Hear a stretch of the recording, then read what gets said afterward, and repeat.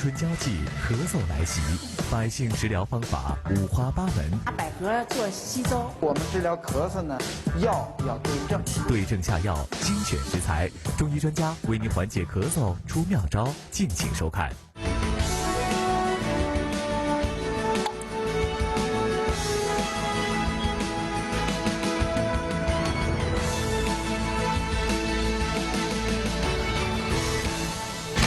到健康之路，过健康生活，欢迎大家收看由无线极独家冠名播出的《健康之路》节目，我是季玉华。您看啊，到了现在这个冬春交替的时候呢，很多人啊会有咳嗽啊、喘啊这样的毛病就都出来了。那我们现在呢有很多的养生的常识，比如说呢，大家看啊，我手中拿的这个大家都认识吧？百合啊，有人说了，我一咳嗽吧就吃百合，特别管用，吃上咳嗽就好了。有人又说了，那我怎么吃这个百合就一点都不好用呢？吃了半天还咳嗽啊！咱们这里面呢有很多的学问要和大家来好好的说一说。那先请出今天的专家，让他来告诉您。掌声欢迎来自于北京中医医院的王玉光教授，欢迎王教授。您好，王教授，欢迎您。百合确实是有止咳的作用，会有人试就不灵了呀。随着这个中医药健康知识的普及呀，人们越来越多用一些食材治疗咳嗽。但是中医讲治疗咳嗽必须对症。我们一般呢把咳嗽呢是有声无痰的叫咳，有痰无声的叫嗽，所以叫咳嗽。还分开来讲。分开来讲，所以我们治疗咳嗽呢，中医一定要讲，药要对症。那待会儿得请您好好跟我们来说一说，什么样的人吃这百合才是对症的，好吗？先请落座，王教授。那咱们就先从百合说起啊，看看哪一种情况出现的时候啊，您用百合才能够真正的止咳。看看第一个问题，那哪一类的咳嗽可以吃百合呢？就吃了百合才有效，是咳痰，而且这痰呢还是稀白的。还是这个咳声嘶哑，还是干咳没有痰？现场100位观众，请表达意见。这吃的挺多的，平时比如说到春秋季的时候煮粥啊，会放一些那个百合干啊。我像上个月的那时候就是嗓子特别哑，就基本说不出话来，好像就永远是用这个后音在发。那时候吃点百合粥。哎，我觉得对我的症状好像有所缓解。我以前就是认为说，只要咳嗽吃百合就行。如果是没管用，说明买的这次百合不合格，不好，质量不行。哎，对。如果这次碰着，哎，感觉行了，这次效果还不错，说明买的是对的，要不就做法是对的。还真不知道是因为我咳嗽本身的问题。好，那咱们看看到底什么样的咳嗽更适合吃百合呢？答案是。干咳，还没有痰，这个时候才更适合哈。为什么要强调干咳无痰的时候更适合吃百合呢？这有什么样的区别啊？从中医理论来讲啊，百合它适合于燥咳。那么它这个燥咳主要的特点是什么呢？就是干咳无痰。百合的功效是清热润肺。那么为什么叫润肺呢？我们中医五脏。心肝脾肺肾，那么五脏各有自己的喜好。那么中医理论认为呢，肺呢是喜润而恶燥，它最恶燥。那么这个恶燥啊，就是这种干咳无痰的时候啊，就象征着它肺的津液不足啊。我们呼吸道啊，它都要分泌少许的津液来滋润的我们的肺和我们的气道。那么如果干咳无痰的话，就说明肺的这个功能明显的减弱了。哦，小林以前不是分不清楚吗？现在介绍完之后能分清了吗？明白了。但是我还有一个问题想追问您，您想哈，就我们一般老百姓讲这个咳嗽，一般都是上火咳嗽，要么就是着凉咳嗽。您说的这个适合吃百合的这个，是因为上火原因引起的呢，还是因为着凉引起的呢？您说的这个特别好。一般的我们风寒咳嗽。刚刚初期着点凉咳嗽的话，很少是燥咳。一般情况下呢，就是这咳嗽稍微牵延一点点，时间长了一点，稍微长一点，这时候才会出现这种所谓的燥咳。哦，就是干咳无痰，通常都是，半夜特别的严重哈，白天的时候总觉得嗓子是痒，你看我这会儿就痒痒的、哑哑的那样的一种感觉。咽干口燥。那我们为什么叫燥？就是嗓子特别干，啊，特别燥，啊，就我们叫燥咳。就是从这个声音上能不能够分得清楚啊？热的咳嗽呢，它那个咳嗽声音比较响，比较亮，也比较粗哑，那声音你一听就比较粗。其实有一个最好辨别的办法，就是看我们有没有痰。你要说无痰的话，那咱都能够对得上啊。没有痰还干咳，这个时候是最适合吃百合的。其实好多家庭都像李征家一样哈，这有事儿没事儿啊，用这个百合什么做个小食疗啊，看来还是挺普遍的一种现象了。我想问问我们现场的观众，我们在家都是怎么做百合、怎么吃百合的？我在家就是拿百合做稀粥，熬粥喝，再放些蕨麻呀、百合呀，再放一点别的东西。那个鲜百合跟那个炒西芹，再加上点青红椒。我呢就是晚上做粥，然后呢给那也是干百合的话吧，就把它泡一泡，提前半个点儿，泡完之后完了煮粥，里边再放点那个几枚大枣啦，就可以。我发现了，还是煮粥的为多，也有这个用炒的方式的。那哪一种方法吃这个百合入食疗的话，这个方法是更合适的呢？因为刚才我们讲过了，百合呢它是润肺，所以润肺来讲呢，我们最好还是熬啊，或做汤，这样的话呢相应比较好一些。哦，那就是煮粥煲汤是比较合适的了。那相对来说，炒那个方法是不是就会稍微欠一点了？对。那您可以试着调整一下其他的做法哈，11号观众。好，其实今天一大早啊，我们的后台导演呢已经给我们备好了一些百合的食疗，而且我之前尝了一下，特别的好喝，而且它有一个特好听的名字叫三白汤。我先拿上来给大家尝一尝啊，大家看啊，这个就是三白汤，2杯，因为我之前已经尝过了，2位尝一尝，看看味道怎么样，清清亮亮的。首先有一点就是里边肯定是有百合的，你让我们猜那2白是吧？我估计很难猜得出来。这味道怎么样，小林？好喝。李征呢？我觉得挺好喝的，它挺清淡的，有点微微的甜味儿，会很舒服，会很舒服。这嗓子感觉都已经到了这儿了，很舒服。要有干痒的这种感觉的话，也肯定会。不能说药到尽处了，就是很舒服感觉。味道也是那种甜香的味道哈。对，它还不是那种特别腻的甜，是比较清爽的那种清爽的甜香果香的味道。对，所以你看刚才小林都猜了，说这里面到底有什么呀？肯定是有百合的。那其他那2白又是什么呢？还是让王教授揭晓一下。这个汤里边呢是3种，一个是百合，一个是荸荠。荸荠。对，还有一个梨，这有3白。但我们一般情况这个百合的味道啊稍微苦一点点，所以加冰糖稍微佐一些。这里边百合是呢基本是清热润肺的，荸荠啊也是有清热润肺，另外它还有那个养胃的作用。那么梨大家更熟悉了，是甘凉的，润燥。那么对，跟它在一起基本上还是一个润肺燥的，养肺。润燥的这样的一个三白汤。而且这个味道特别的好，您在家呢不妨也尝试着做一下啊。但您说了，那我现在这个咳嗽啊，它不属于干咳无痰型的，我现在咳嗽有痰，而且咳的这个痰呢，相对来说呀是那种淡淡的，还是白色的。那这种情况又有什么样的好的食疗方法呢？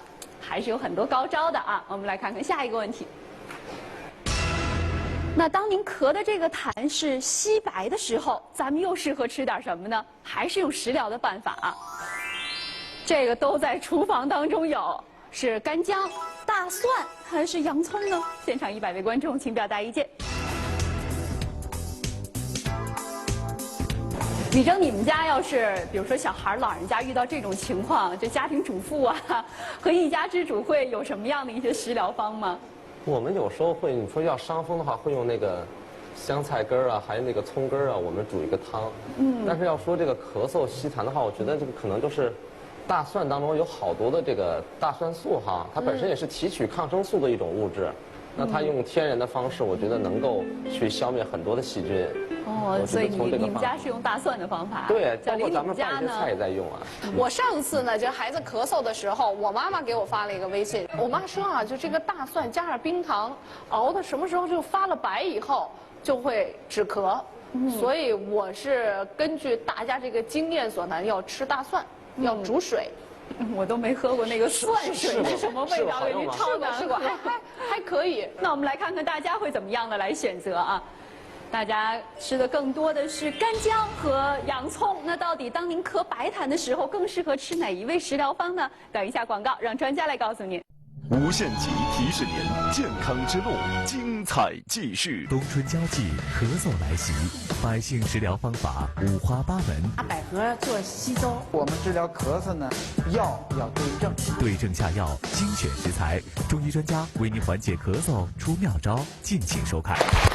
好，欢迎大家回到由无限极独家冠名播出的《健康之路》节目。咱们来看看，到了这个季节呀，经常呢会有人爱咳嗽，而且呢不光咳还有痰。那当您出现白痰的时候，看看啊，专家推荐给您的食材是干姜。哎，我们现场大多数的观众们还挺厉害的哈。这为什么用干姜而不用大蒜呢？这里边呢还是我们中医的一个理念，啊，这种咳痰稀白，尤其是那个痰呢越清晰的时候，我们中医叫什么叫肺寒。哦，肺寒是由于肺受寒了，尤其是稀薄如水的，那么更要温肺。那么从温肺的角度来讲呢，干姜是最合适的。哦，用热的东西来治寒的这个表现啊。其实这个道理很简单，但是我们最早的我们一本本草学著作，就这个《神农本草经》，它就讲过干姜是什么药？是辛温药，主胸满咳逆上气。所以我们古人就是用干姜为主，它有一个配方叫干姜甘草汤。这就是一个炙甘草，一个干姜，两味药，对这种肺的这种寒的这种咳嗽，尤其是痰稀白如水的时候，效果非常好。它能够很快的使这种稀薄像水一样，这样这个痰液很快就减少，同时呢，能够很快的缓解咳嗽的症状。哦，要说到干姜的话，咱自己在家那厨房那里面不都有姜吗？那种姜应该叫生姜，那叫生姜，不是干姜。不是干姜。那干姜咱就得到药店去买了吧？对。王教授，我可能是您刚才说的那个以干姜为主的那个汤药方啊，我们没试过，但是我身边有朋友用过这个，用姜丝儿煮可乐，姜汁可乐都用过。有些人还说的还这感冒我也经常喝啊。这个能用吗？和您那个效果差距大吗？不太合适。那个一般搁的是生姜，对的，不是干姜。生姜跟干姜的区别呢？干姜是温的，守的；生姜是偏散的。所以说，我们一般感冒的时候用生姜，当然比干姜更好一些。哦，是这样子。对，一旦出现这种寒咳吧，我每次都觉得不容易好。我觉得到冬天的时候，可能也是因为年轻啊，小姑娘、小伙子都是。我觉得你要穿一个特别多的，别人会笑你，你知道吗？有时候我就经常一件衬衣，然后底下一条单裤，上面一个包一柔服就出去了。王教授，这个寒咳是因为着凉吗？很大一方面因素就是着凉引起的。我们《内经》有一句话，叫“形寒饮冷则伤肺”。这句话呀，越来越被我们现代医学它的研究和我们对咳嗽的研究所证实。为什么这么讲呢？一般我们少穿衣服以后，尤其是我们在这个上呼吸道，特受凉或者明显的受凉风以后，它明显的容易有一种咳嗽的症状。那么还有一个特殊的，就是饮冷。这个饮冷不一定是在冬天饮冷以后马上发生。它往往比如说这个人比较贪凉，比如在夏天，尤其是小孩儿爱吃冰棍冷饮呐，冰激凌呐，包括一些饮料都冰镇以后用。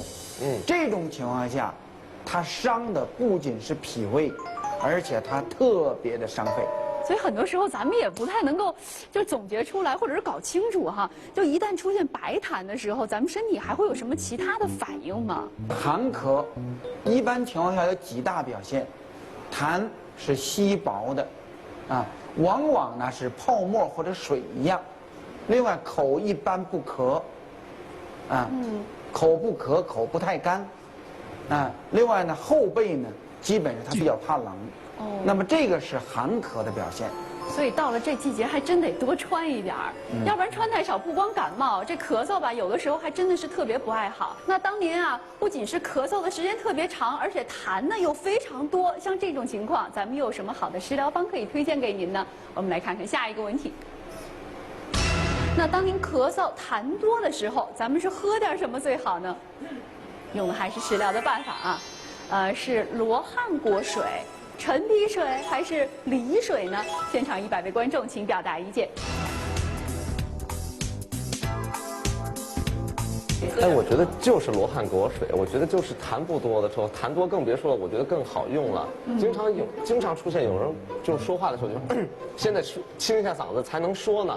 这时候要喝点那个罗汉果水，尤其煮的再稍微凉点，我觉得特别管用。对，就像痰。而且有人现在经常有人就是把罗汉果水当成日常的一种保健饮料嘛，他每天都在泡饮，代茶饮，基本上每天在代茶饮。小林能够分得清吗？痰多的时候该喝什么？痰多的时候啊，像我一般就是陈皮。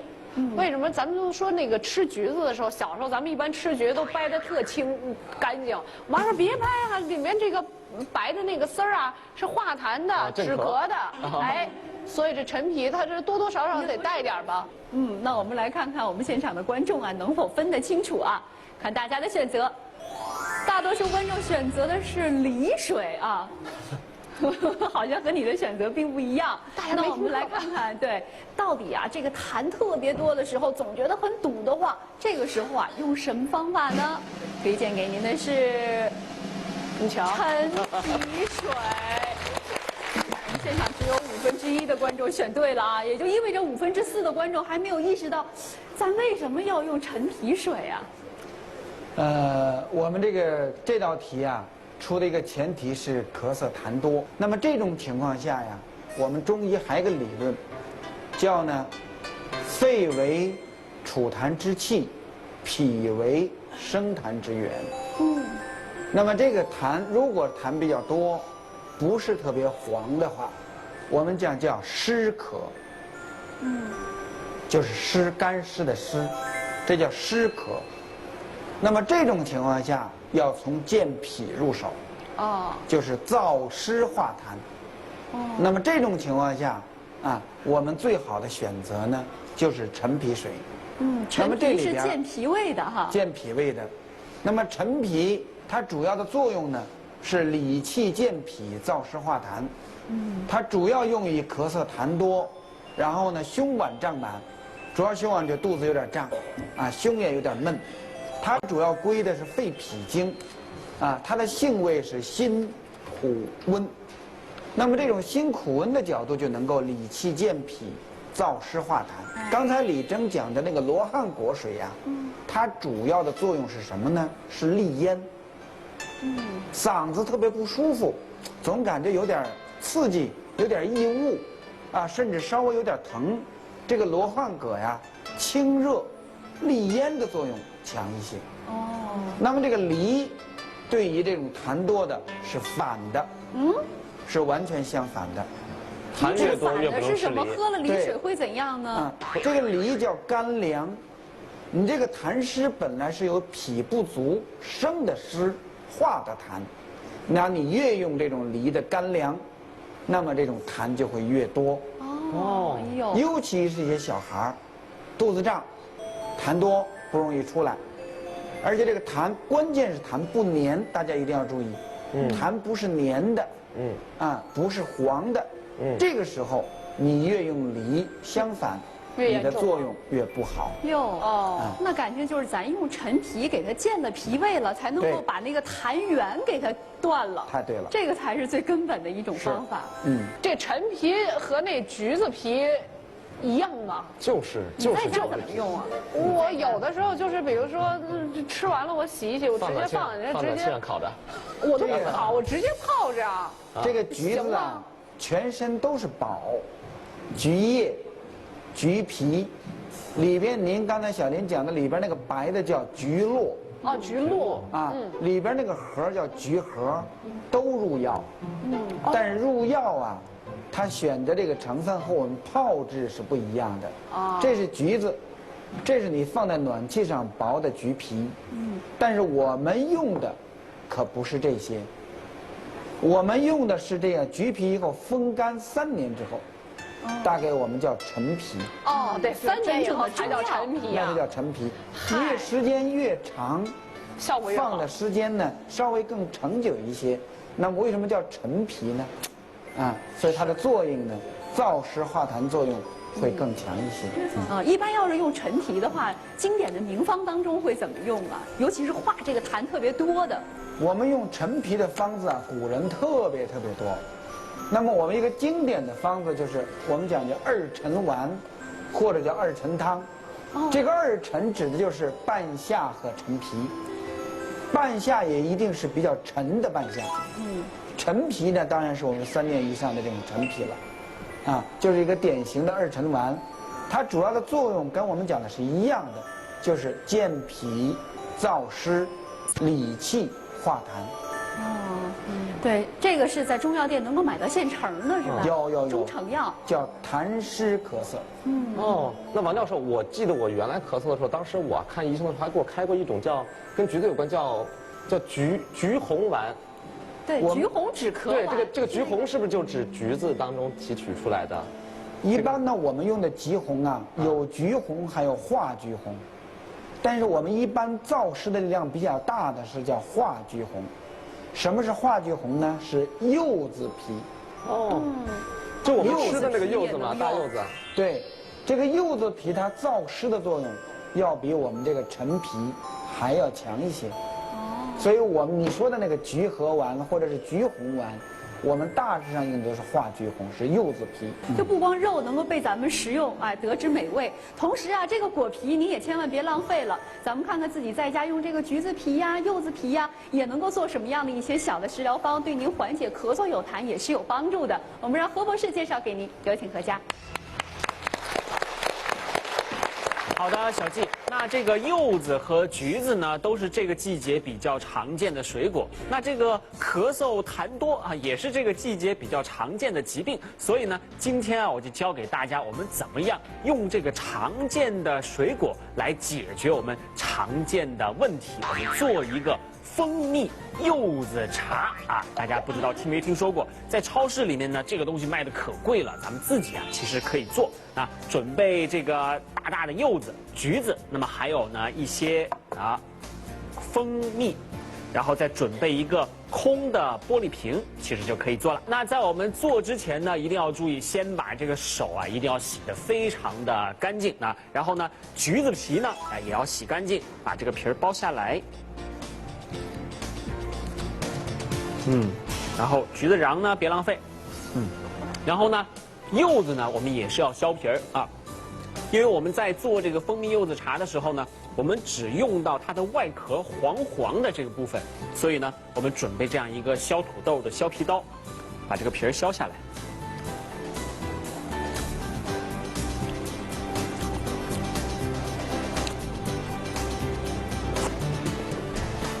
再来一些。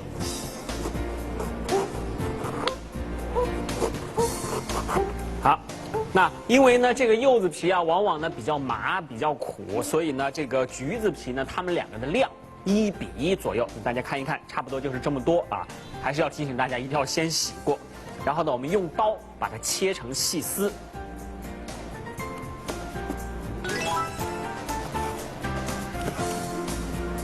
切细一点呢，可以让这个蜂蜜啊，它的味道更好的渗进去，所以呢不要切得太大。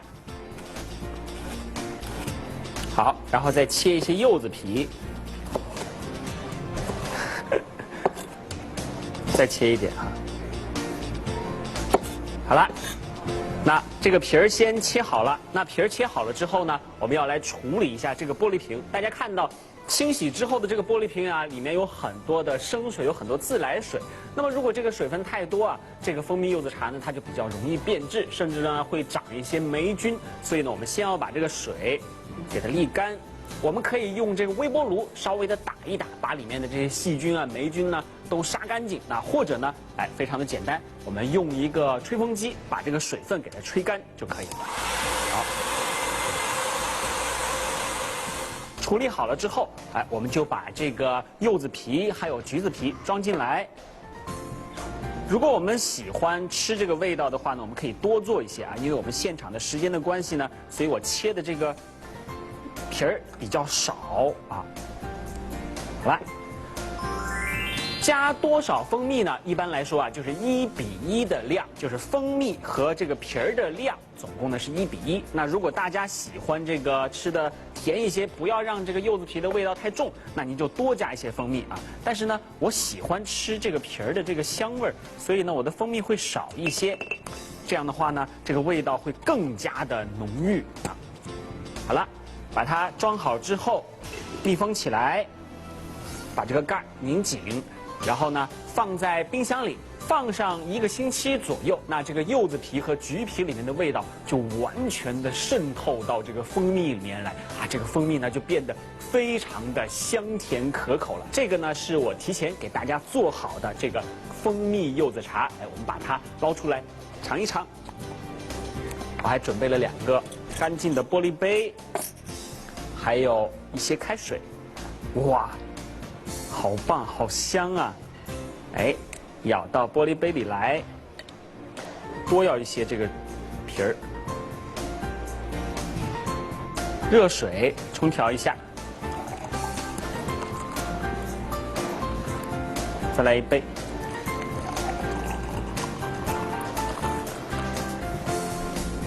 然后用我的这个小勺搅一搅。哇，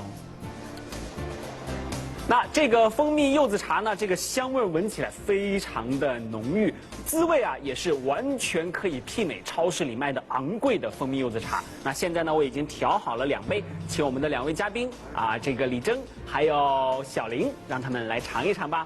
小季，好，谢谢何博士，没有我的。好，那我们就给小林和李征来尝尝，谢谢，稍微有点烫啊。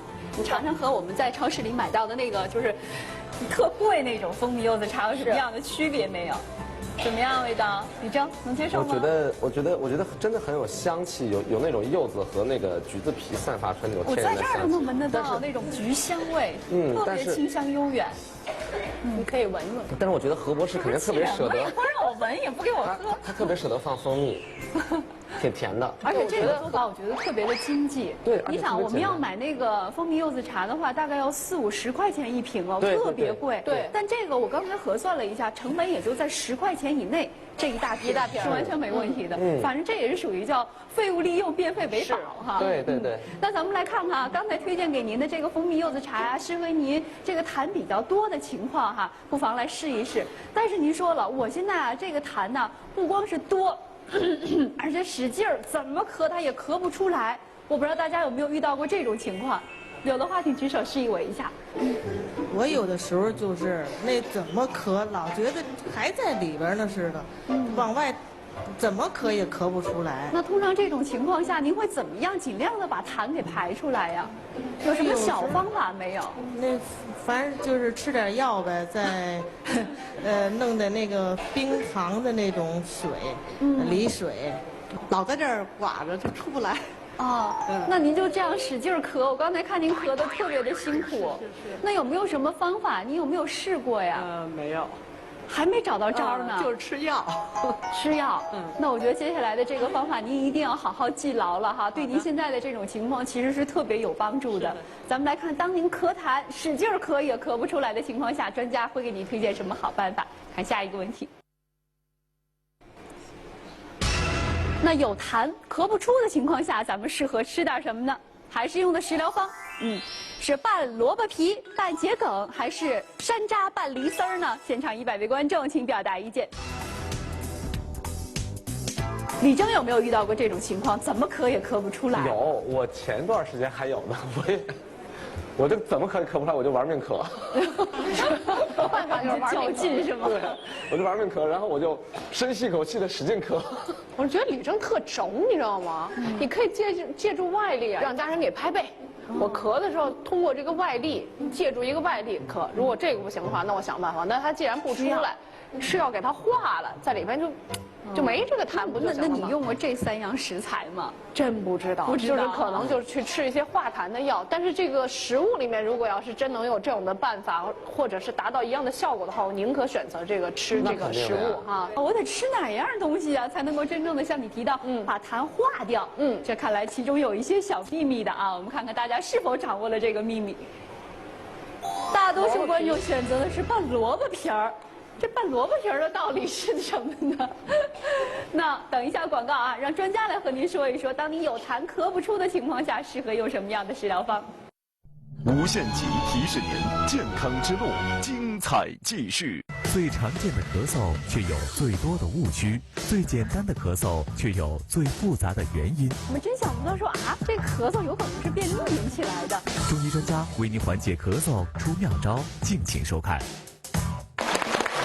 好，欢迎大家回到由无限极独家冠名播出的健康之路节目。咱们来看哈，当您长时间的咳嗽，而且这个痰呢总觉得堵在肺子里了，你恨不得用手把它掏出来，但怎么咳都咳不出来的情况下，用的是拌桔梗这个食疗方。这我们真的是懵了。我们不太清楚，这桔梗应该是凉菜哈。对。这会儿拌了，怎么还能够有这个就帮助咳痰的作用啊？我们一般讲啊，把这个痰咳不出来，叫肺气不宣。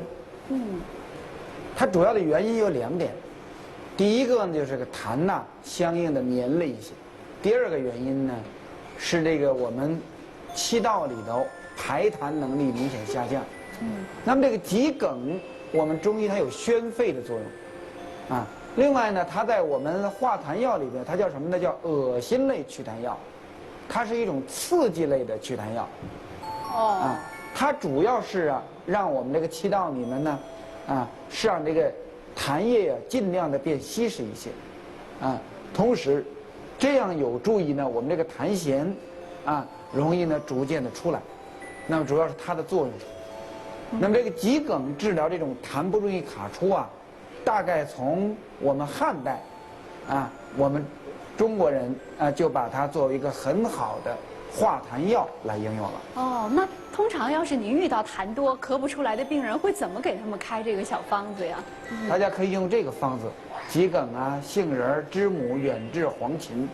它的主症就是咳痰不爽，这个小方子化痰作用相对的比较强一些。相对比较强。好像平常咱要是吃这个桔梗，就是拌凉菜了，没错，而且辣辣的那种。那给我们看看，就中药店买来的和咱们自己平常拌凉菜吃那有什么不一样吗？这就是我们药店的桔梗，切片的这是。切片的。平常作为食疗方得怎么用啊？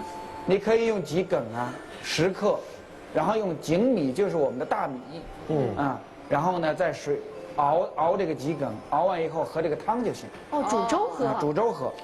但这里有一个问题，就是这个桔梗它有一种让人恶心的副作用。哎呦天哪！它催吐所以说在用桔梗做这个食疗的时候大家一定要注意量不要太大。所以说我们成人用的话10克就够了，但是小孩量一定要小。5克就可以，就拿这个跟大米一块熬粥，就跟我们煮那个什么百合粥是一个意思。一样的。这个味道呢可以接受吗？味道可以接受，这个桔梗不是太苦，大家吃过桔梗的也估计也有感觉，是吧？它不是太苦，稍微苦一点点。其实刚才小林提到的一个方法，这是借助外力当你实在咳不出来的情况下，您这个捶胸顿足还是出不来，这不妨碍让家人来帮帮您。那我们怎么样帮助家人更好的把这个痰咳出来呢？我们让何博士教给您具体的做法，有请何家。好的，小季，那今天我就教给大家这个拍背排痰法我们有请我们的嘉宾李征一起来给大家做示范。李征你好。你好，你好，冯博士好。哎，那这个平常应该在家里，如果有家人咳嗽的话，你应该也是给他们拍过背。对，也会拍，尤其小宝宝嘛，或者老人，大家一般就是年轻人会比较着急，说我帮你拍拍吧。那你的这个方法是怎么样的？可不可以跟我们说说？其实我的方法我没有什么特别大的，我就是往背上拍的话，但是我会把手转成像空心状，不过这样拍会比较疼。对，这样拍呢会让它比较舒服一点，你能力道要适中一点，这样子有助于他咳嗽。我觉得李征啊，真的是因为可能经常参加我们节目的缘故，李征说的已经非常专业了啊。我们一起来学习一下。首先第一个就是这个手势一定是握成这个空掌啊，不能用拳头。不能用这样拍，啪啪啪，拍的声很响，然后人被拍的也很疼，但是呢，它的这个震动幅度太小了就不行。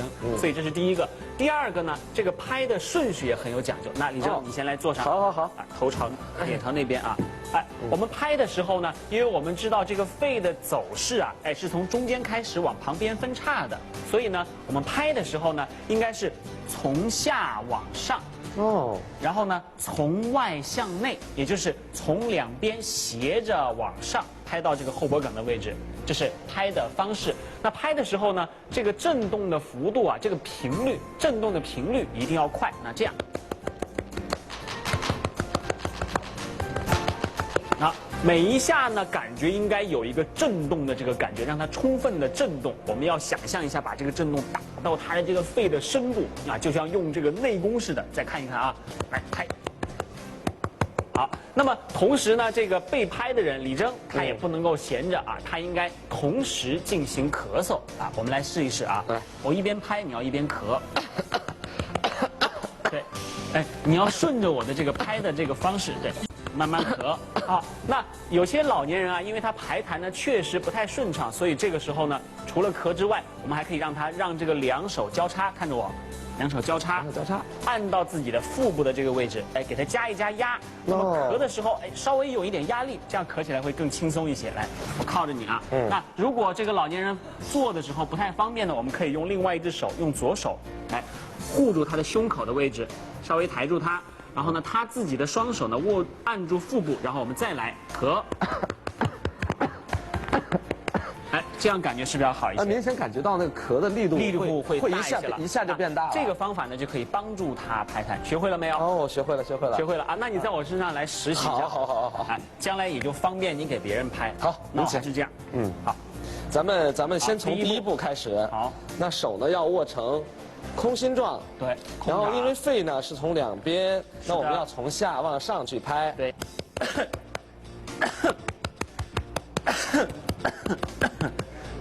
不错。